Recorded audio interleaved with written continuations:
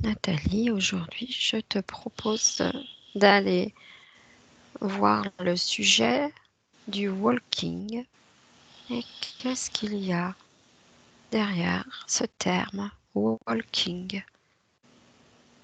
Est-ce que tu connais le sens du mot walking, Nathalie? C'est une âme qui prend le corps d'un être humain qui est déjà sur Terre. Okay. J'entends le mot contre Adam. Contre Adam. D'accord, donc ça c'est la première information. Donc le walking est un contrat d'âme. Oui, c'est vraiment pas un hasard, c'est pas un vol d'espace. Je vois que c'est très, c'est minutieusement orchestré avant l'incarnation. Je vois que c'est assez complexe parce qu'il n'y a pas juste des ajustements au niveau de l'âme qui prend le corps de l'autre, il y a toutes sortes de, même dans le corps de l'humain ou entre la nouvelle âme, il y a tout un programme de réajustement.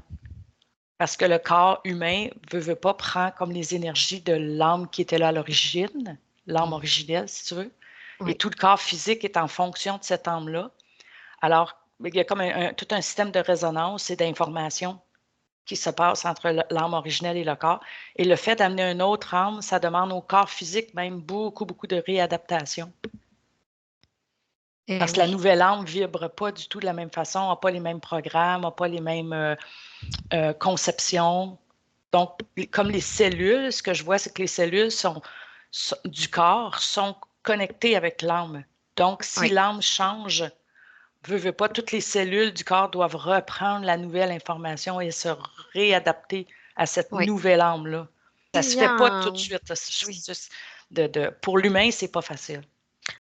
Pour aider ce processus, c'est ce qu'ils ont trouvé comme on va dire une méthode ou une technique pour que ce processus soit plus doux ou plus progressif. Est-ce qu'ils choisissent des moments particuliers dans la vie de la personne?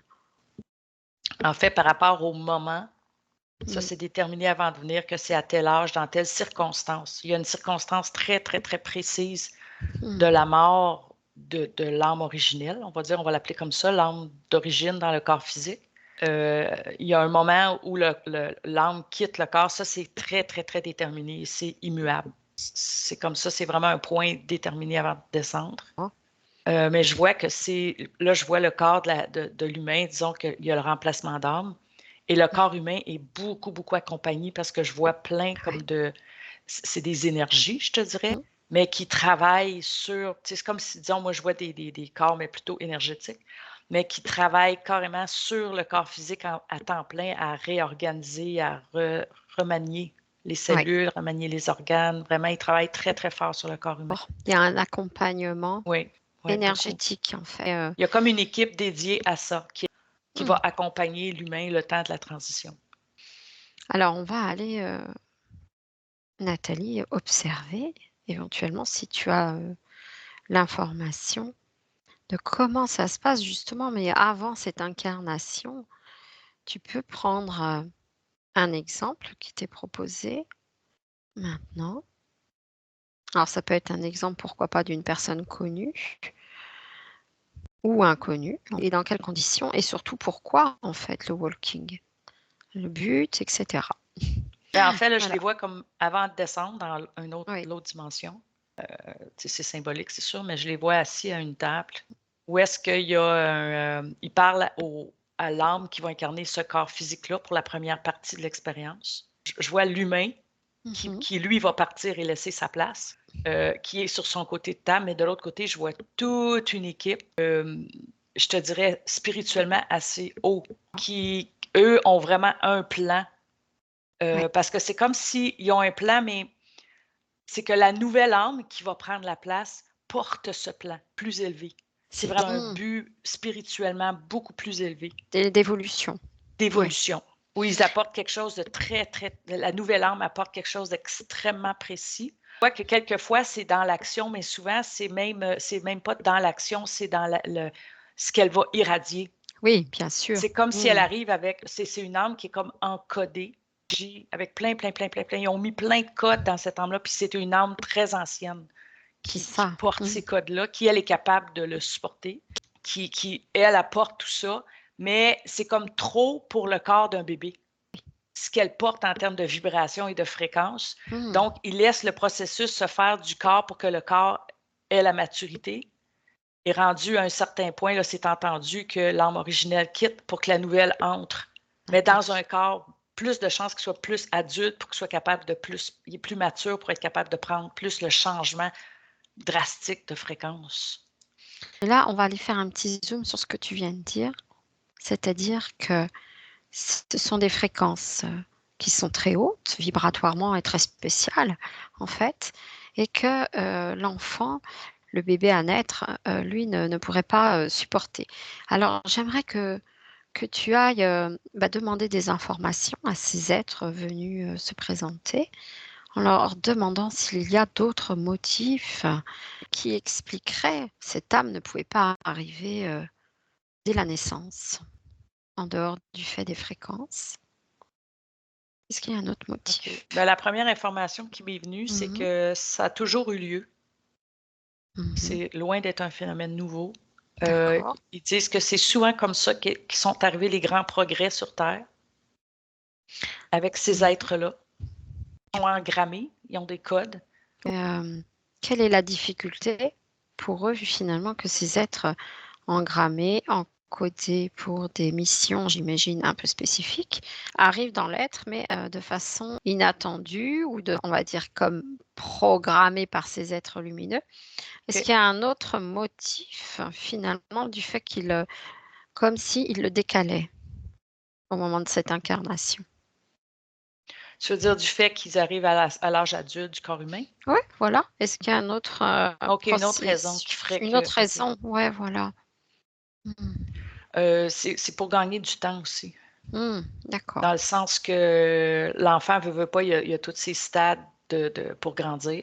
Oui. Puis c'est comme il gagne du temps là-dessus, parce que ces stades-là, c'est nécessaire, mais c'est lent. C'est lent, Ça prend quand même, tu peux avoir 20 ans avant que le processus se fasse. Alors eux, non, c'est comme, quand l'aide va arriver, il va être tout de suite efficace. Et ils ont moins de chances qu'ils se perdent. Parce que comme on connaît le process d'incarnation et qu'on sait pertinemment, nous autres, terriens ordinaires, nous sommes bien, on va dire, empêchés quelque part dans nos incarnations, parce qu'on connaît bien le processus matriciel. Donc ça aussi fait partie des critères en plus du reste, j'imagine. Oui, puis c'est ça, de pas se perdre et de pas. Il y a l'oubli. On a beaucoup l'oubli. Voilà. C'est qu'un enfant, il se souvient peut-être jusqu'à 3 ans, mais après, il oublie. Mais là, en arrivant, l'âme dans le corps, l'âme, la conscience, elle n'a pas oublié. Ou s'il y a un voile pour être capable de vivre dans notre société, il est très fin. C'est très intéressant de comprendre, oui, aussi qu'il y a tout ce stratagème qui est mis en place parce que finalement, c'est vrai que ces années de la petite enfance, c'est quand même différent, c'est assez, voilà, long. Et puis, il y a aussi ce que tu viens de dire, c'est beaucoup plus frais, en fait. On arrive, on s'incarne et on a une mémoire comme immédiate, finalement. Ouais. En fait, ça tient à la structure de l'être humain, à la conception de son cerveau et des différentes problématiques ou maturités de l'être dans le physique. Exactement.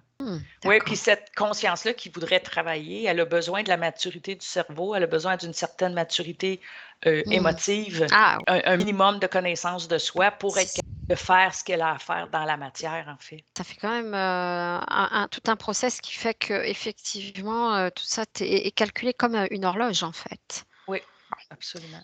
Alors, est-ce qu'ils utilisent finalement dans la vie de l'être humain, celui qui a l'avatar humain, le premier là, c'est un moment propice, un événement, un accident? Oui, puis ça, c'est programmé. Puis ce qui me revient depuis tout à l'heure, ça a l'air paradoxal. Parce que tu dis, si ce corps-là va incarner un corps, mettons une âme, qui a beaucoup de choses à apporter, disons, de haute vibration. Mais souvent, ce qui est drôle, paradoxal, c'est que le corps, lui, a eu envie de partir. C'est comme si, c'est drôle ce qui me vient, mais c'est comme souvent, ça va être un envie suicidaire. Mais en fait, ce que c'est l'appel au retour. C'est comme s'il préparait l'âme originelle de se rappeler comme il faut retourner à la maison. Bon, puisqu'il y a quand même au niveau cellulaire, comme tu disais, bien en fait, c'est engrammé dans l'avatar physique Oui, et comme un deuil cellulaire. oui, Mmh, exactement. C'est ça, il y a comme une transition mmh, avant qu'il arrive quoi que ce soit pour que l'âme mmh, originelle parte. mmh. Mais il y a une préparation, puis souvent, ça finit comme en suicide. Mais des fois, c'est un suicide, ça peut sembler comme un accident de voiture, Puis, maladie grave, compliqué. Puis finalement, elle va s'en sortir comme ou souvent, c'est pendant des comas. mmh, Oui, ça peut être à ce moment-là que les choses se font. Je crois même qu'il y a plusieurs expériences de mort imminente. mmh. C'est ça, c'est qu'il y en a qui font une expérience de EMI, certains pour ramener des informations et tout ça, mais il y en a d'autres que c'est vraiment programmé parce que l'échange se fait à ce moment-là. Mais les gens de la famille, eux, sentent et voient la différence, même Ah, si c'est subtil, ils sentent que c'est pas tout à fait la même personne. OK. Ouais. Puis je vois vraiment un temps d'adaptation où le corps, il y a comme au début, ils se connaissent pas, c'est comme si l'âme et le corps étaient des parfaits étrangers. Ah, Donc, il y a comme une phase où il y a un inconfort, je vois, dans la mmh, personne. ça doit être très spécial à vivre. Ouais, puis pour les gens autour aussi, ils comprennent pas C'est trop. ça. C'est comme, OK, tu vois, c'est un autre cas de figure. Ouais. Parce que ce que je voyais, c'est que c'est comme si l'âme élevée était déjà dans un avatar, mais l'avatar est devenu usé. Parce que l'avatar avait vécu des choses tellement difficiles dans la matière Mmh. que le corps est devenu fatigué prématurément. Donc là, D'accord. l'âme, elle n'avait pas terminé de faire ce qu'elle avait à faire. Alors là, ils ont trouvé comme un nouveau corps pour pouvoir continuer, puis ils ont laissé mourir le corps de l'avatar. Da Oui, oui. Il n'y a mmh. pas comme juste une façon, ce que je vois. Alors, si on peut demander maintenant qu'une personnalité connue, eh bien, se présente, ça peut être Je sais pas, la première phrase qui m'est venue, c'est Saint François d'Assise. Mais lui, c'est comme plus jeune que c'est arrivé. Le changement, c'est comme mmh, si, là, présentement, ce que je vois, c'est comme à l'adolescence qu'il y a eu l'échange d'âmes. Où est-ce que la nouvelle âme s'est installée dans Saint François d'Assise et cette mmh. nouvelle âme-là, elle amenait tout le côté de la pureté des oiseaux, des animaux, de la nature. C'était ça son empreinte, c'est ça l'empreinte qu'elle voulait amener sur Terre. Le côté sacré et Mmh. divin de la nature, où la nature n'est pas soumise par l'homme, mais que Mmh. la nature elle est un être divin en soi et elle est à Mmh. respecter. C'était ça l'enseignement qu'il avait besoin d'apporter. Donc ces grands êtres, en arrière-plan interviennent finalement de cette manière-là pour, apporter ici sur terre une forme d'équilibre ou de connaissance? Oui, puis des fois, c'est Mmh. des énergies que la personne elle apporte, Mmh. parce qu'il y a des énergies qui ne peuvent pas être imposées à la Terre. Donc, en amenant une âme qui émet déjà cette nouvelle énergie, on va dire, ou Mmh. ces nouveaux codes, elle est comme placée sur Terre, donc elle irradie à partir de la Terre. Il n'y a pas d'interférence dans son libre arbitre. Parce que ça vient d'un humain, mais en fait, c'est des nouveaux codes qui s'installent, si tu veux, dans la bulle D'accord. de la Terre. Donc ça serait un process, utilisé aussi pour nous amener à à évoluer? Oui. Très bien. Alors est-ce qu'ils peuvent nous montrer encore d'autres exemples récents, moins récents, J'ai eu envie de te dire Lady Diana. heu? C'est drôle parce qu'elle, autant on dit que les walk-ins, le corps est pas mature, mais c'est comme si je vois qu'elle, Mmh. elle s'est incarnée très, très tôt, Ah oui. très tôt, Mmh. dans pas la petite enfance, mais je dirais comme, mettons 10, 11 ans. Il y a la préadolescence en fait. Oui, oui. Heu, si je te pose la question Nathalie, est-ce que Lady Diana aujourd'hui a continué son chemin de walking dans un autre avatar? Ben, ça me dit qu'elle est encore là. Dans l'énergie, je la sens encore là. Oui. Je Elle la aurait sens pu juste au-dessus de nous, comme si elle était ouais. vraiment juste un Alors, niveau énergétique au-dessus. mmh, Mais c'est comme si elle est, tu vois, je vois elle est comme, elle est toujours dans le plan avec un grand P de la Terre. Elle continue à œuvrer, ouais. même ici sur Terre. Elle continue. Je ne sais pas si elle est dans un corps de chair comme ça ou si elle est dans l'énergétique, mais très près, tu sais, comme encore dans la bulle énergétique de la Terre, je te dirais. Bah, Mais est-ce on va qu'elle est avec un corps poser physique tel quel ou j'ai l'impression qu'elle est comme juste un petit cran au-dessus? alors on va poser la question à la limite, à nos parties supérieures de nous donner une réponse, sans forcément dévoiler, quelle personnalité elle est, mais tout simplement, est-ce qu'aujourd'hui son âme est, incarnée dans un avatar physique? Voilà, tout simplement. Oui, je vois un corps d'homme, mais je vois qu'elle est elle n'est pas seulement à un endroit, elle a plus qu'un endroit, mais il y a une partie d'elle, puis je vois les militaires. C'est comme si c'est connu de ces Oui, gens-là que oui, bien sûr. elle a ce corps-là de militaire, mais tout le monde sait que c'est une énergie, j'allais dire, venue d'en haut, Ben oui. qu'elle conseille beaucoup en Mmh. tant que militaire, Ouais, porte comme l'énergie du plan vers où la Terre s'en va. Et c'est connu de tous qu'elle porte ce plan-là. En fait, c'est comme si, ce que j'allais dire, c'est comme si c'était une extraterrestre, si tu veux, qui arriverait avec oui, une c'est ça, vision d'en haut, c'est mais au ça. lieu d'être dans un corps d'extraterrestre, elle prend un Ouais. corps humain, mais elle a cette connaissance-là Mmh. des extraterrestres qui vivent dans des dimensions plus hautes. Ont-ils un autre exemple à nous montrer, aujourd'hui? Ça, c'est drôle parce que c'est comme s'ils avaient pris leurs mains Mmh. puis ils avaient montré toute la planète. On veut dire que présentement, il y en a plusieurs qui sont incarnés en ce moment important, D'accord, oui, qui un moment, portent, qui portent toutes ces informations, les nouvelles informations qu'on a besoin pour passer à mmh, autre chose et se libérer. Parce que là, je vois comme si tu sors d'une vieille peau, comme un serpent qui mue.